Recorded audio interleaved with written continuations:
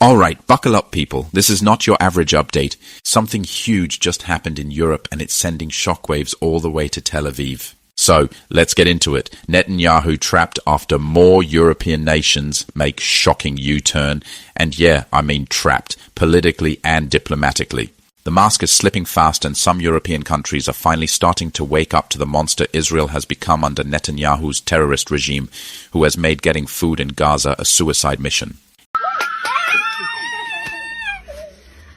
والله وكيل بحطوا لي ثياب صحي لي رزقي سطحين ذهب ابيض ايوه يابا الذهب الابيض ذهب ابيض هذا استنزفنا.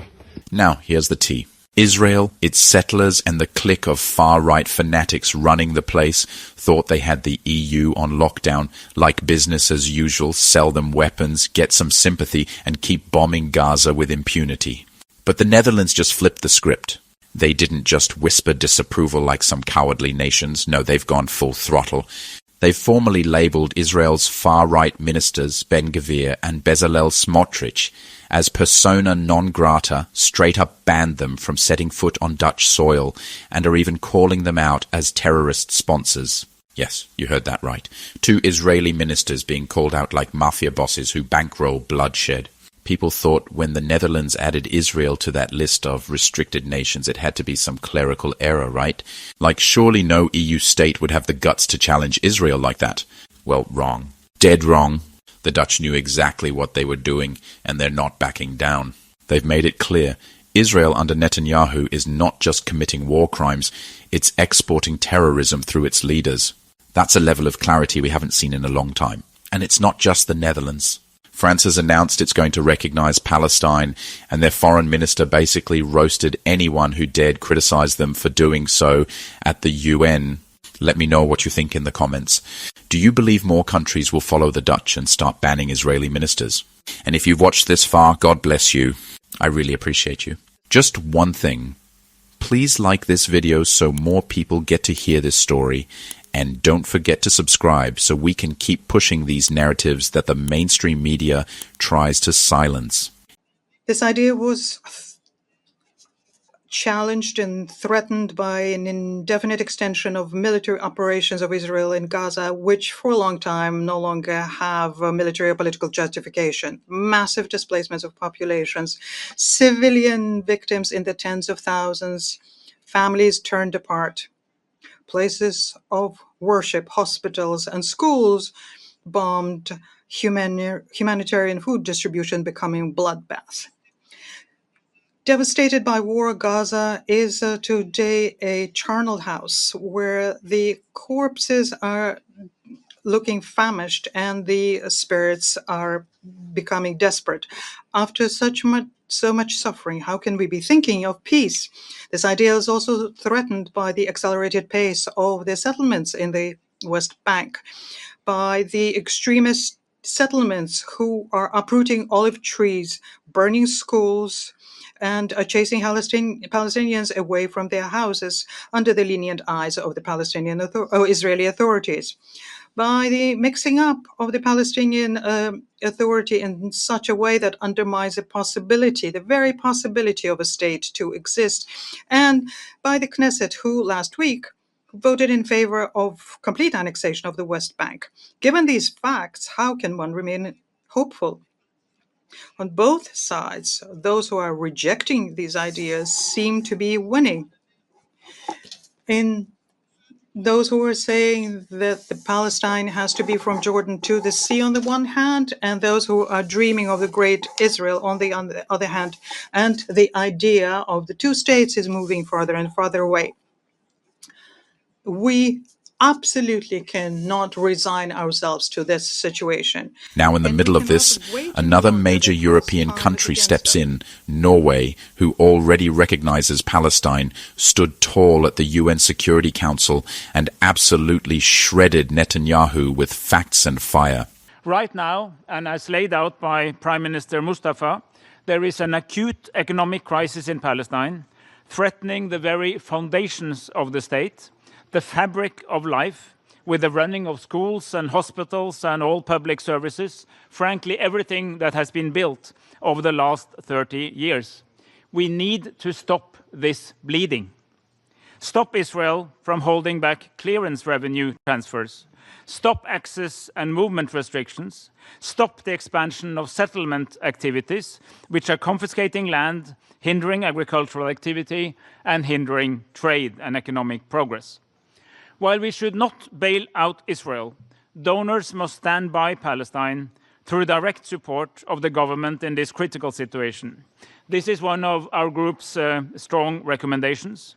Therefore, I announce today an additional budget support of approximately $20 million US dollars, and I call on others to do the same. But what is causing this economic crisis is not only the ongoing military activity. It is structural. It is political. With UN membership for the State of Palestine being blocked, the Palestine government does not have the same toolbox as other governments. The working group therefore supports the full integration of Palestine into the international monetary and financial system, the unification of Palestinian territory under a single governance structure is also highlighted by the group, as it would have immediate positive economic implications.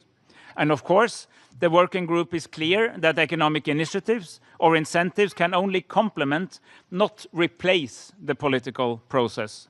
There is no such thing as an isolated economic peace. It has to be part of a broader solution.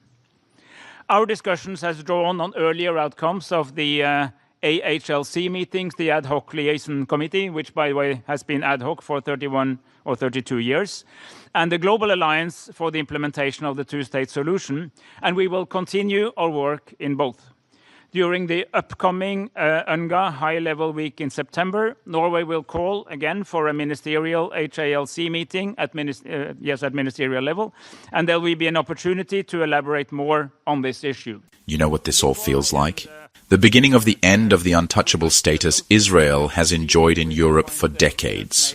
Countries are now naming names, pointing fingers, and taking action. Not just vague condemnations or we urge restraint nonsense, actual action. Look, here's a real question I have, and it's got me in trouble, not to relate to anybody but Bibi Netanyahu. If the Mossad had the plans for the October 7th attack a year before it occurred, why were you not prepared? Why did you not have soldiers in the southern part of Israel where the attacks occurred for like up to 7 to 12 hours? Maybe the same reason they didn't capture Osama after the Kenya bombings. Maybe, but I don't know the answer to that. But no one has been able to actually ask that question in earnest because we have still been in the fog of war, because we've maintained the fog of war. I don't know if you've read Tom Friedman. I think it's probably the most prescient thing that's been written about this in at least many months. Tom Friedman wrote a thing, is that the worst thing that's happened to the people, the Jewish people, is the Israeli government.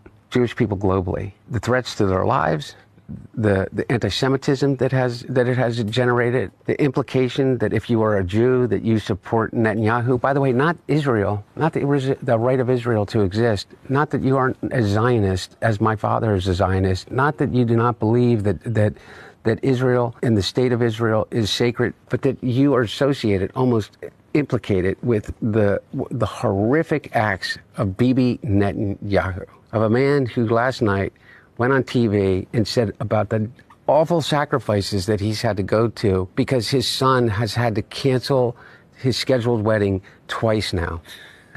He said that on TV? On TV. And then said, and his wife has gone through so much pain because she's had to put her life on hold these last 2 years since October 7th. And he hadn't said one fucking thing about how many people that are still hostages that he refuses to negotiate for. About 100. That, to me, is a monster.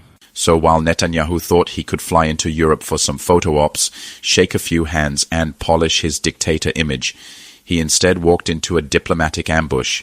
He's surrounded by rising anger, mounting legal pressure, and isolation from countries that used to pretend to be neutral. And let's be real, this didn't happen in a vacuum. The pressure from activists, human rights groups, and people like you who refuse to stay silent has been building for years. The protests in The Hague, the Red Line movements across Dutch cities, the aid flotillas, the university sit-ins, all of it matters. It's finally starting to force cracks in the walls that Israel built with Western complicity.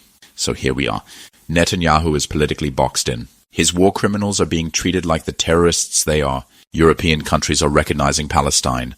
And the people of Gaza, who've endured unspeakable suffering, are finally seeing a sliver of hope that the world might not stay blind forever. Thank you so much for staying with me till this part of the video. Truly, from the depths of my heart, I appreciate you. Your time means the world to me, and I honestly pray that God blesses you abundantly for it. Please don't leave without hitting that subscribe button. It may seem like a small act, but right now, it's one of the most powerful ways you can support us and help our message grow stronger, louder, and reach even more people.